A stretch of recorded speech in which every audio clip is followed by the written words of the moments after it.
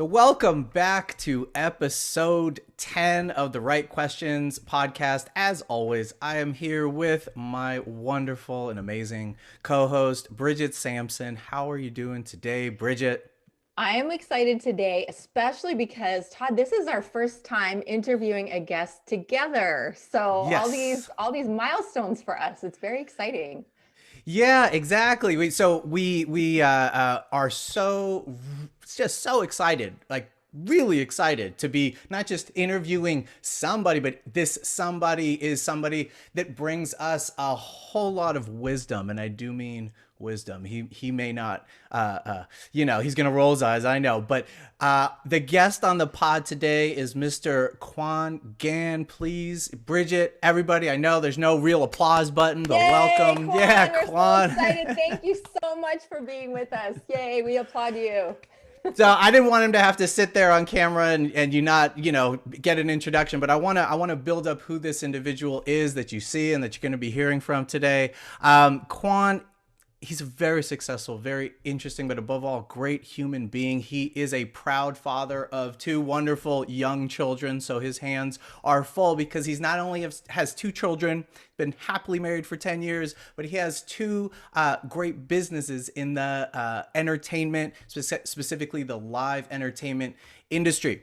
His main business, Gantom Lighting, is responsible for producing the world's smallest DMX lighting fixtures. That's right, every theme park, all the entertainment that you see all over the globe. I'm building it up, I know, but you will see Quan's wonderful creations on display, right? Making them come to life. So that's not just really the reason that we have Quan on today, though. Right, he has a huge circle of influence and a huge passion for helping not just anyone, but really underserved, underprivileged, and actually less active, which we'll get to, individuals. Right, Quan? He's a really well-rounded individual. He serves on the board of Stream, which is a global innovations and foundation, a 501c nonprofit that's mission is to serve and connect the underserved, underprivileged youth in our community with careers, specifically in technology, science, right? And they also are involved in engineering, arts, I'm sure, manufacturing. I'm sure Quan will talk a little bit about that later. A few more things about Quan. He is a member of the EO Entrepreneurs Organization. His business is he'll tell you about has seen great value from being a part of this membership. And lastly, what I really enjoy, self-described techie, nerdy individual who just loves drones. He jokes that he enjoys robots so much that he might be one. That's right. And really, last thing I'll say about him, he identifies strongly, and you'll hear why I'm bringing this up, with the type 3 Enneagram personality type. Enneagram, we're going to talk about that today. It's part of the reason we're having him on the show. But Quan, I know that was a huge buildup. Welcome, welcome, welcome. Thank you. How are you doing, sir? I'm doing fantastic. I feel a lot of energy. So thank you for inviting me on to the show. Incredibly honored and very excited to be able to share some of the things I've learned over the past with you and your guests. Yeah, yeah. So I want to jump right into it. Quan, you have an interesting story. All right. And before we get to, we often reveal the question for the show up front, and I'm going to save that for a moment. I want the guests to know a little bit about your story, because you come from this kind of this odd route into the world. As you write, and as other interviews and have talked about, like your first kind of venture outside of corporate America was into this first haunted attraction in China, mainly in China, called Shanghai Nightmare, like this totally random thing. Can you tell us just like a little bit about how that all came about and kind of launched you into what you do today? Yeah. Let's see. I guess we actually have to start pretty early in my childhood. So as an immigrant, moving to the States, that was probably like one of the biggest identity crises that I had to go through. And also, being a first generation immigrant family, we didn't have really much to start with. So what I thought was my way out, or how I become successful later in life, was really through school, through studying. And it's also a very kind of a traditional Asian American cookie cutter path, basically just excelling at whatever you do scholastically. And went through that, went through engineering university, and ultimately landed in a corporate job. But I came to a quick realization, within a few months at this corporate job, it was so anticlimactic that I was like, really, did I just bust my ass over a decade, getting a top raise just so I would just sit at a desk 9 to 5? And I could see the life drain out. Like I could feel it draining out of me, especially if I saw, somebody in the next cube, they've been there for 20 years and it's just not what I wanted to do. And that was a huge, like, a wake up moment for me, because I realized I was chasing the wrong thing all along. And this haunted house thing, and maybe we could talk a little bit later more about like the decision in between, but ultimately that was like a complete polar opposite from the path that I thought was kind of decided for myself, maybe through my parents or society or, external expectations.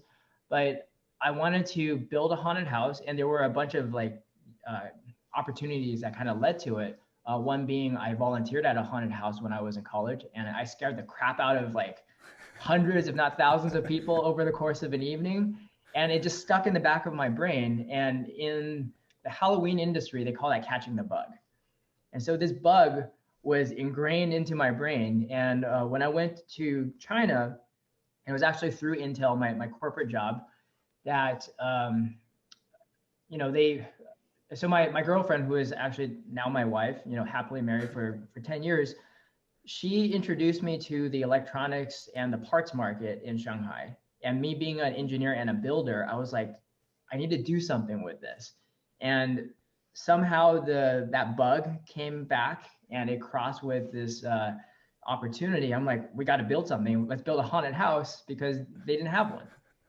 And that's kind of where we are. Why not? Yeah. Well, let's just, because that idea just makes sense. Let's build a haunted house, because totally makes sense.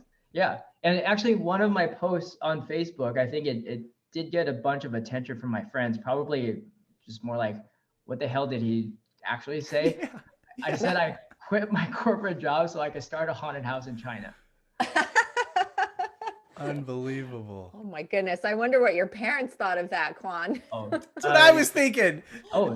We had a big fight, not going to lie about that. I think throughout my upbringing, there were a couple of, major conflicts with my parents. And, for them, their expectation was study, because that's all they knew. And that was their only way out. So it made sense that was also for me. So they wanted, like, if they had their way, I would have a PhD and I would be in academia or something like that. Right. So it was very much against the grain, but ultimately, also being the only son, like, I have a little bit more, I guess, maybe spoiledness or whatever, but just push in my will towards them. So they know they can't win with me. So ultimately they just became very supportive. Yeah. And well, now they must be so proud of you. Look at how successful you are as an entrepreneur. So maybe, do you think you've kind of convinced them that maybe this was the path for you by now? Yes. Ultimately I have convinced them. And I think it was even after maybe the first couple of months when we had something to show for our venture, it was starting to get a lot of attention, that they were like, okay, maybe there is something behind this. And since then, they've just been incredibly supportive, especially now, because we're going through some very challenging times as a society, as a globe. They've been, some of the foundational backbone of my everyday life. So I'm incredibly blessed to have both of my parents here. Yeah. Well, Quan, it strikes me that you were, like you said, going against the grain, right? And bucking a, kind of an edict or an expectation from your family, right? And culturally. So, here we often talk about, the right questions, right? That's the show. could I ask, what was a question, if you think back to that time, that was guiding you to take that really huge risk and just big departure from what you had known and what you had been kind of encouraged to do your whole life? So it's hard to say the question back then because I don't think I had the self-awareness back then. But right now, given what I've learned in the past couple of years is what's actually you? The question is my tendency some maybe a social framework that has been imposed on me, or is it actually what makes my nature happy? Right. And so maybe back then it was just like this gut feeling of like, this doesn't feel right. Like if I just sit here and do what the boss tells me for the next 20, 30 years, like I don't think I can actually do it with enough passion. And I found different escapes. Like I had to take on some hobbies and basically I was just waiting to clock out every day. Yeah. I think that was a sign of like, no, this is not for me because I'm just trying to make the time go by. Yeah. Yeah. Well, and I guess that's a great kind of transition to really what brought about having you on the show today, right? We were having a discussion about personal insights, right? Like self-development and habits for success are often our topics here. And you brought up something that really affected you and gave you a lot of insight, and that was the Enneagram book, right? The Wisdom of the Enneagram. Yes. Who are the authors on it? Rizzo and I want to say Rizzo and Hudson. Yep. Yeah, Rizzo and Hudson. So, you said you were a three, a strong three, strong identifier, which is the achiever. And really, we hit pause, just so the listeners know, right? We were all chatting about this and we hit pause. We said, you know what? We can't go any further with this discussion. We have to just have it live for everybody around entrepreneurism, workaholism, and really the question that Quan just threw out, like just came flying out. I said, we got to explore that. He says, like, I had to ask myself, why do I work myself to death? So that's the question we've come here, Bridget, myself, Quan, to try to explore for everybody and maybe offer some thoughts or resources on why do I work myself to death? And so, Quan, if you could talk a little about like why that question? Where does it come from? Yeah, so of course I can only speak from my own perspective because I don't know the personalities of other entrepreneurs, but I have found in the recent couple of years of interacting with entrepreneurs, there is a disproportional number of them who tend to be type threes, the achiever type. And this book, I actually have to give credit where it's due, was introduced to me by Thomas Ip, another EO member, several years ago. And when I just went through I think it was another book, but it was just describing the different personality types. It was like type 1 is blah, blah, blah, type 2 is blah, blah, blah. And I could find elements of myself relating to each one. But it wasn't until when they talked about type 3, I was like, holy crap, like this is essentially the entire chapter just about my life. It fit like a glove, minus my name. It has such a strong resonance, almost to a comical level, that I was like, okay, you have my attention. Let me see what are the character, maybe the benefits and also the flaws of this character type. Yeah. And so the benefits are that the achiever type, they're very action oriented. We're about excelling and being the best at what we can, and any competition, any metric you put in front of us, or we will hit that to its highest marks. And that's, we derive our energy and even some of our self-worth to that.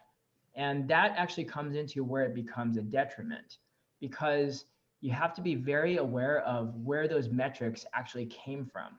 Are those metrics something that society imposed on you, or just kind of chased, or put a carrot in front of you and we're just arbitrarily chasing?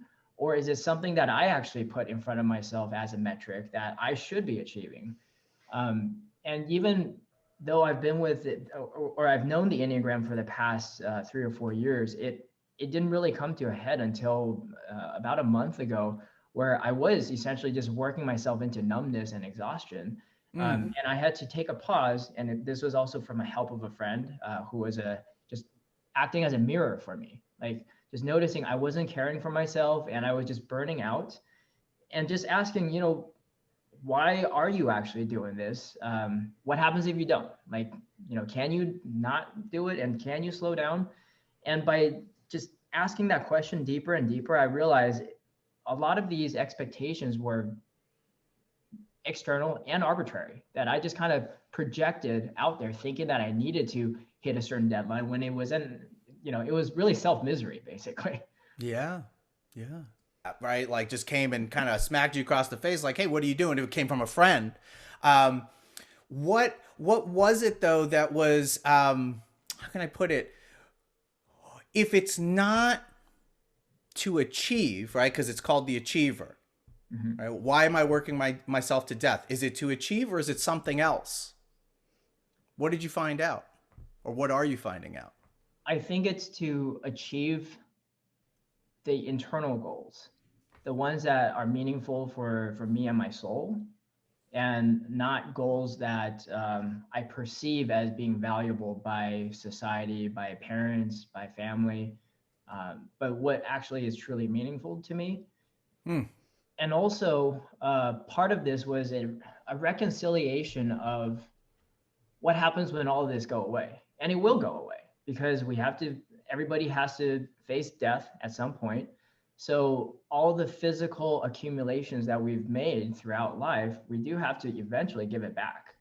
And I've been trying to reconcile that for, I don't know, for as long as I can remember, maybe in the recent 10 years of, okay, so I've gained this, whether that's, financially or physically or something, I've gained it. But then there's also this inherent fear of loss of what I've gained. Mm-hmm. Mm-hmm. And ultimately we do have to lose all of that, right? When we die, we lose everything that we've gained other than, maybe what came with us spiritually. And so that fear had to be reconciled with. And and going through this exercise was this mental exercise, just realize, okay, what is actually important to me? Because all the external stuff, when they go away, I need to somehow maybe make it less important or be less attached to it so that I could go on every day being in the present moment instead of fearing the eventual loss of those things. Yeah. Quan, that's so profound and powerful to me. And I want to just acknowledge a little bit the role of the Entrepreneurs Organization, or at least the community there, because I've heard people share similar experiences to what you just shared. I know a lot of people in the Entrepreneurs Organization. My husband, Neil, who was our last guest, is the president of our chapter, because I'm in EO Accelerator and you're a full-fledged EO member. And I've heard so many people express what you just shared. And I know for me, I've always been I would say a small scale entrepreneur. I've had a very successful small business, and I'm in the small business membership accelerator in EO. And I always had the perception that people who were really successful in their businesses, people like you and my husband, Neil, were all about money and acquisition and having big houses and lots of material things. And what now getting like really close and friendly with a lot of EO members like Kalika and Margalit and so many amazing mentors in my life, Lauren, and you, and just so many people, I see the opposite. I see this transcendent, like, okay, now that I have all the material things, I realize those things don't matter. They don't lead to happiness. They don't lead to fulfillment and satisfaction. I want to do something more meaningful and deeper. And that's what people talk about in your forums, your entrepreneur organization forums, at events, and connecting with other people. There's this depth that people automatically kind of jump to in conversations and experiences together. And I just want to share that it completely changed my stereotypes about entrepreneurs. And I think many people have those stereotypes, right? That you're all about the money and the fame and the acquisition. And it's so not about, there probably are people like that out there, but they're certainly not in EO. That is not what's going on there. You can't even promote your business in any way, shape, or form in EO. It's all about like deep personal growth and transcending all of that materialism to do something much bigger and deeper and like spiritually aligned. And I don't mean religion, but is that what you found as well? I'm just curious. It's so interesting. Yeah, I think you know, and this is how it relates to me as a type 3, is even the more I gravitate towards having things or, you know, these achievements, I found the less satisfied I actually am from a spiritual or soul level, because there's this hunger, this constant hunger that doesn't ever get satisfied. You know, it's like you climb this one summit and then you realize, oh, there's just another higher summit, and it's like you get a short momentary gratification, then you feel this like despair of, oh man, how much work do I need to put in to hit that other mark?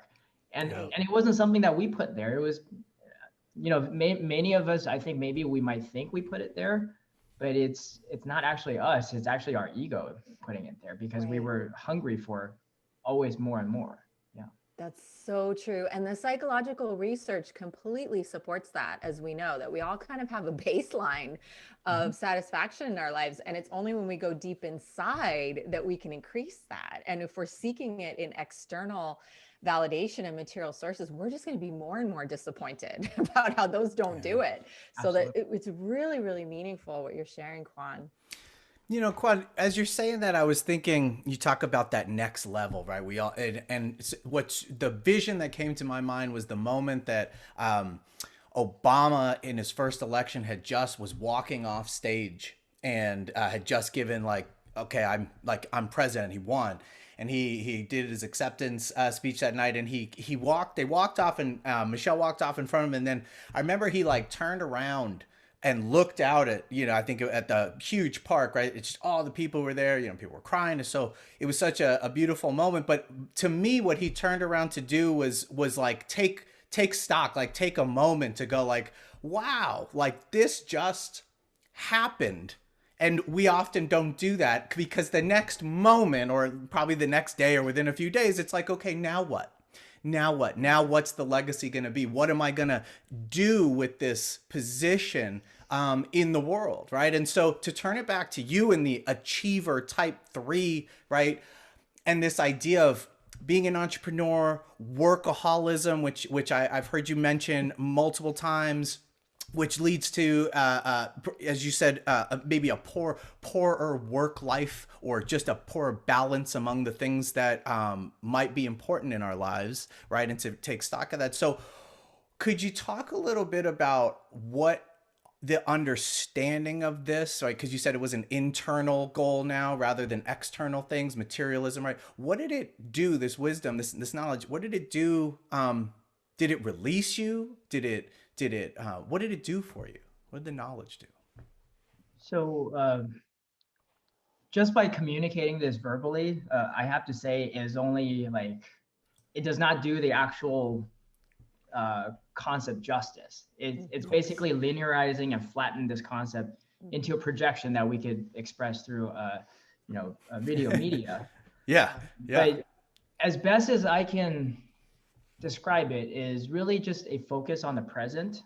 And it may sound very simple, but to me, what it is the type 3 tendency, which I shared earlier, was constantly looking at what that next goal is. How do I hit that next goal? And that creates a lot of despair, because we're not there yet. We're never there, because as soon as we get there, it's another moving target.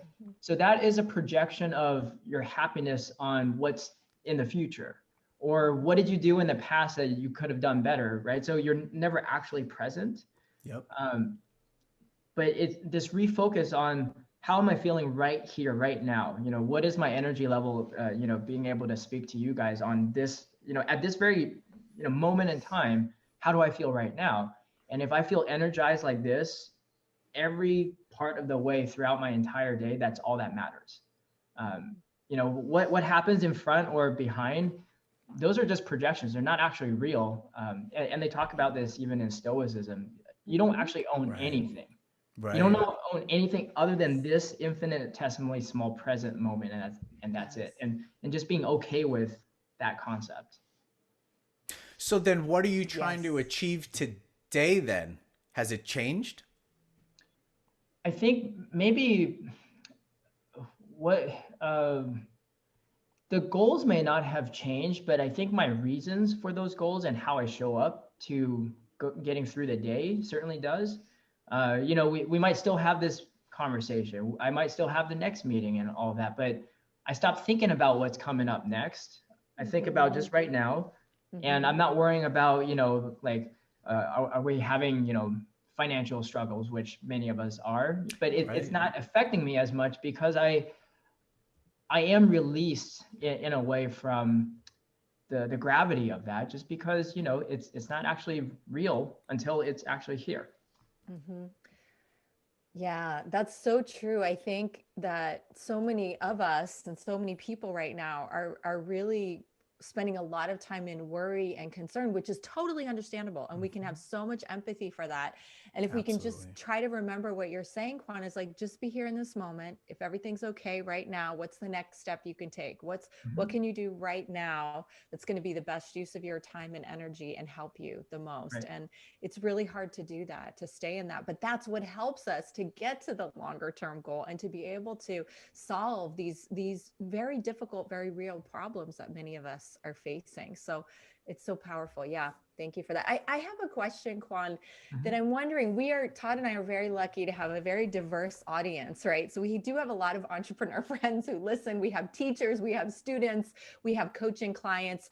So I am thinking, as we're sharing all of this, because we are all working in small businesses, those of us having this conversation, what might you say, Quan, to the person who still is in that 9 to 5 job, but really can connect with what you're saying, really wants to achieve and accomplish more, and maybe start their own business, or maybe start a side gig that, I know Kalika, who's like one of my great mentors, is always like, just start a side gig. You could start a little something, just a couple hours a week.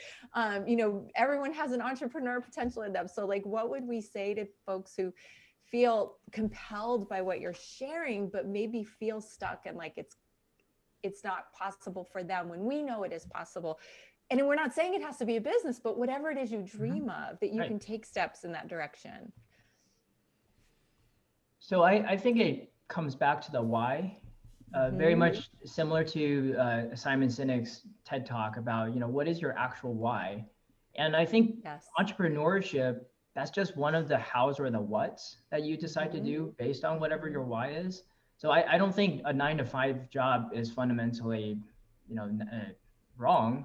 It just didn't fit my life and my Mm-hmm. personality type. Mm-hmm. So I think it's really just asking yourself, what is your why? Why do you get up every morning and go to work? Like, what happens if you don't? Like, asking Mm-hmm. those questions of, what are the Mm-hmm. consequences? Or am I doing this just because I'm on autopilot because of, society having these Mm-hmm. expectations? So I think once you could come to an understanding of what your actual why is, all the other stuff kind of falls into place as Yeah. long as you're true to your why. If you're Right. betraying your why, then no matter what you find yourself doing, you're just not going to enjoy it. So true. That is so true. So many of us, I really try to do that. I'm going to remember that, are just doing things because we've been doing them and they seem Right. like the path of least resistance, Mhm. right? To just Yeah. keep doing it this way.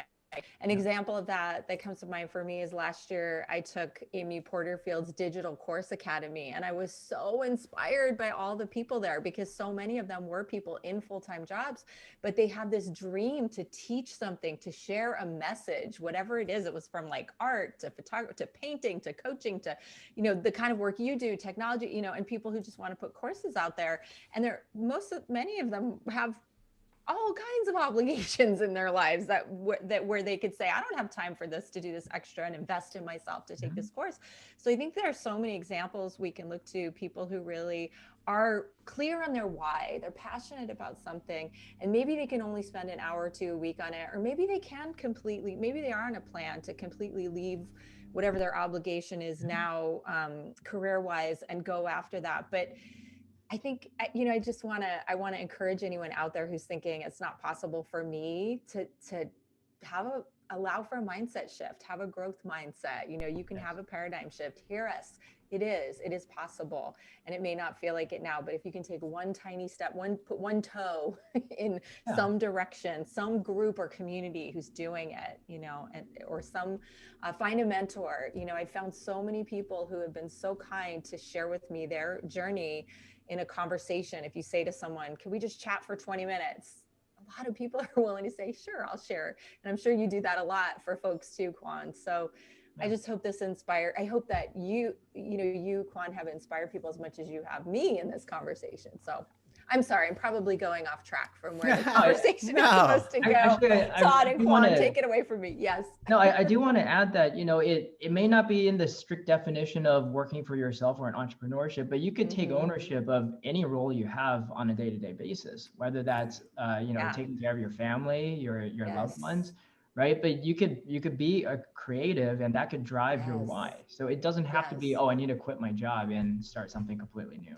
Exactly. And to tie it more back to our question, I'm seeing the connection very clearly, but I want to make sure this question of why do I work myself to death is so powerful in this process that we're talking about, because so many of us are working so hard and so many hours, but how much of that work is really aligned with that why, with what really matters to us? And that's the question we want to really ask ourselves as well, right? Yes. Well, Quan, the wisdom, right, and knowledge that you turned into wisdom by, you know, playing with this idea of a type 3 and bringing you now into sounds like being far more present. I heard a lot of gratitude and like appreciation in the things you were saying. It just, again, very grounding and putting you in the present. Has that led being now far more present with people, with yourself, with maybe your businesses? I don't know. Has it led to any new insights or new creativity that that you can speak to? I certainly feel a different level of energy overall, just how, you know, throughout the day. And actually to look back into this thing that's specifically a type 3, the tendency was to work yourself to death and just not knowing why you're doing it. But the way to counteract that for me, at least over the past month, a little bit more than a month now, is forcing myself to slow down, going the exact opposite direction of working myself to death. It's, my default tendency is I wake up and I basically jump right to the computer and start, whether that's coding or email or something, just running. But that's like, the rain hitting your windshield and just doing a single wipe. It never actually clears the rain off, because you got to constantly do it. And that is draining. So I think what I've done in the past month is really just every day for the first 2.5, close to 3 hours is actually not work, but self-work. You know, whether that's through exercise or meditation or yoga and things like that. And just really spending time with myself so that I know how I carry the day is how I set the intention, and not just some external metric that I'm trying to hit. Yeah. And that's changed my perception a lot. Well, we're so, Bridget and I, and I know you, Quan, we're so big on self-care and on balance, making sure that we take as great a care of self as possible so that we can then show up in service in the best way possible for others, right? Take care of self so you can take care of others. And so Quan, I want to ask then, has it led, because I did some research into the Enneagram, and I'm very struck by, Bridget and I teach, true colors. We teach personality, tests and stuff. So I was very struck by it. I'm curious, because we're coming out of like Valentine's Day the other day. And if you haven't, by the way, little plug, Bridget did an interview with her spouse, Neil, her partner, Neil, who just, did you check it out? Oh my gosh. Right. There's some great vulnerability and authenticity if you want to know about love. But Quan, so check out that, what was that, episode 9 of our podcast. But Quan, has it led to a change in any relationship, like say with your partner or anyone else? Actually, this ties in great to your episode, which, talks about how you guys have been able to go through all the different, marital struggles and how to find happiness through that. And I think by working on myself, and this is in your guys' words, it gets me to Yes. 90% of a whole person, right? Mhm. And my partner tops it off with the 10%, versus being only half and expecting the other person to fill in. So Mhm. by understanding myself, yeah, every morning that allows me to be a fuller person to present to my wife. Amazing. Thank you for watching that on Amazing. YouTube. I can tell that you definitely watched the whole thing. And I'm so glad to hear that that's true for in your experience as well. I was hoping it would resonate and not sound, relationships are hard. It's hard. I Yes. don't want Yeah. to sound like just because we've been married for a long time that we know everything. We are learning and failing and trying again. And as you know, Quan and Todd, it's work, and it's one of our greatest opportunities for self-work as well, because our partner can always mirror back to us where we still have room to grow, and that's a beautiful gift. Right. It is. Yeah. And to kind of tie it all together then, right? It's the way in which our business, if we're an entrepreneur, right, our business and the way we show up as an executive, right, the way we show up as a CEO, the way we show up for both our job, for our work, right, as leaders, that all of it is inextricably linked and intimately connected. And what I hear, Quan, and what is always why I love chatting with you, is that you're a seeker, right? And that you are, whether it be the achiever that you've brought now, for our discussion today, or the next thing that you'll bring when I talk to you next. And I can recall the last thing that we talked about right at lunch, a couple months ago, that you're a seeker. And so to turn that to our listeners, right? One thing I really I don't want to say emulate, but that I take away from you is the value in seeking out more and more knowledge to allow for that growth of, that self growth. So, Quan, are there some resources that you could recommend? I know we've got the Enneagram, the wisdom of the Enneagram. What are some other? Yeah. Oh, look, he's holding it right now. Yeah. I spend daily on this book, just at least Mm. 15 minutes, just to kind of ask the right questions to myself. Yeah, that's one of them. But We didn't tell him to say that. That was totally Love of it. his Thanks for own. throwing the podcast name in there. Yeah. So the Enneagram, the wisdom of the Enneagram, and I do want to ask though, is there anything else that's been really influential that you think our listeners in seeking would benefit from? well, Audible, because at least for Yes. me, just being able to listen to things. And actually, I read very slowly. So this book actually forces me to slow down in a good way. But over the past couple of years, once I discovered audiobooks and the ability to actually speed through some of the listening, it just allowed me to be able to download a lot more self-help content in a Yeah. very, I guess, digestible format. Versus before, I wasn't able to slow down and actually read through the pages. But just having that tool to my disposal, and everybody's gonna prefer different things, so I can't really necessarily recommend a particular book other than this one I'm currently reading.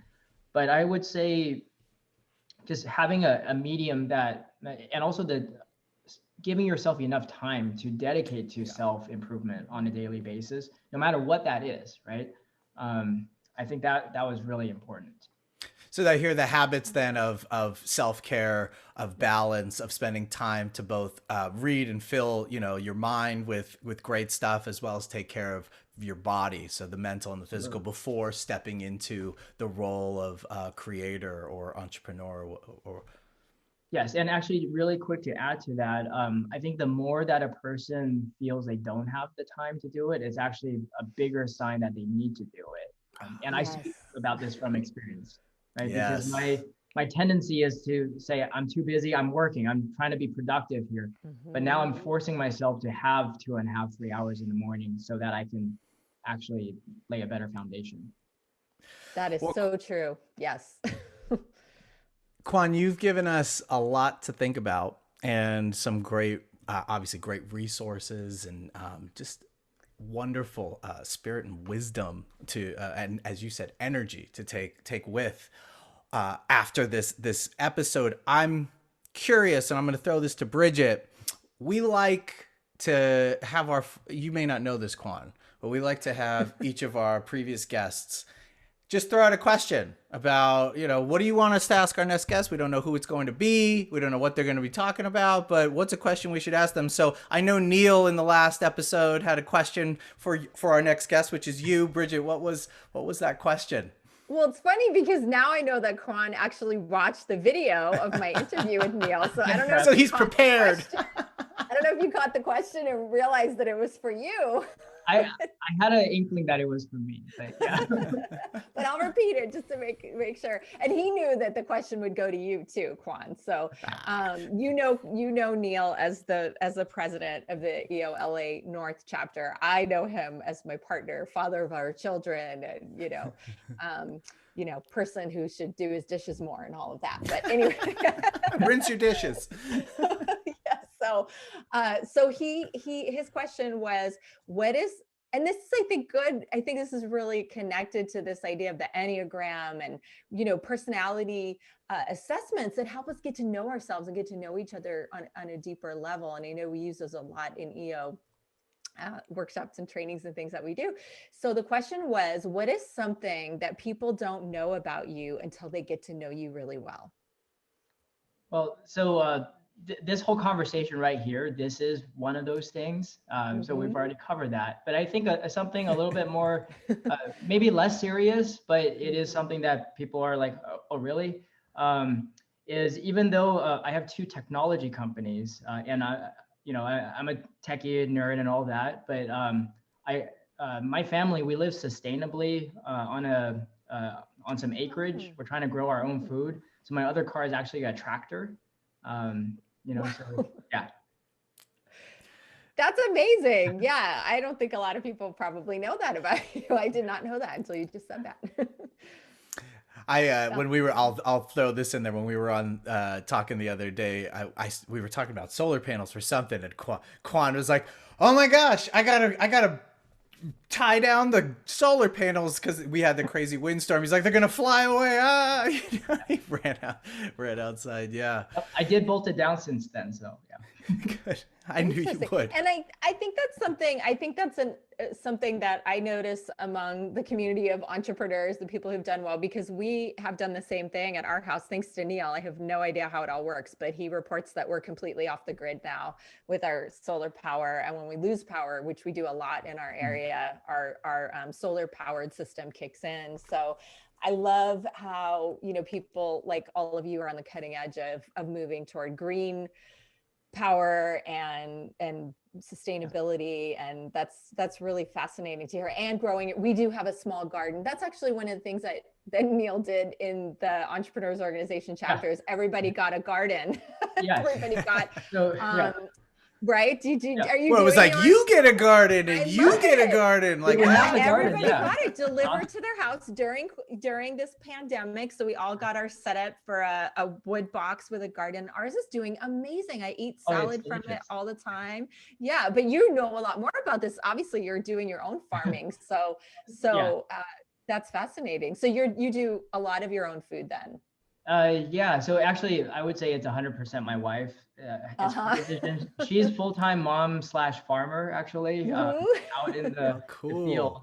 But I would say most of our veggies come from our garden, and we have I think maybe 20 chickens, so fresh eggs every day. So. Nice. What an experience for your kids too. Oh yeah. My kids are barefoot kids. They can run on rock, mulch, concrete, whatever, all barefoot. That's awesome. Well, Quan, you get to choose. You maybe you thought of it. Maybe you're going to think of it right now. What's a question that we need to ask our next guest on behalf of you? How do you start your mornings? How do you start? Yes. What a great question. One. Love it. Yes. Thank you, Quan. Something we all need to. Yeah, and we all need to think about because, as you said, it's a critical part of the system and the habits for success. Well, Quan, thank you. You know, from the bottom of our hearts, thank you for coming on and sharing all of this with us, with our listeners. And you know, there's a lot of great takeaways from what we've had here today, and really just the starting point for everybody to do a deeper exploration of self, so that they might you know, gain some of this same wisdom and be able to apply it, you know, in their own lives for whatever they're after. Is really the goal here. Any final thoughts, Quan, and then we'll throw it to Bridget. I'm just incredibly humbled and also blessed to be here with you guys, and to have known you guys throughout, you know, my entrepreneurial journey, to have met you and also worked with you guys in the past. So I just feel like I'm amongst great friends, and we're vibing on the same level of energy. I get a lot from doing this too. So if this message can help more people, then, you know, that's wonderful. Exactly.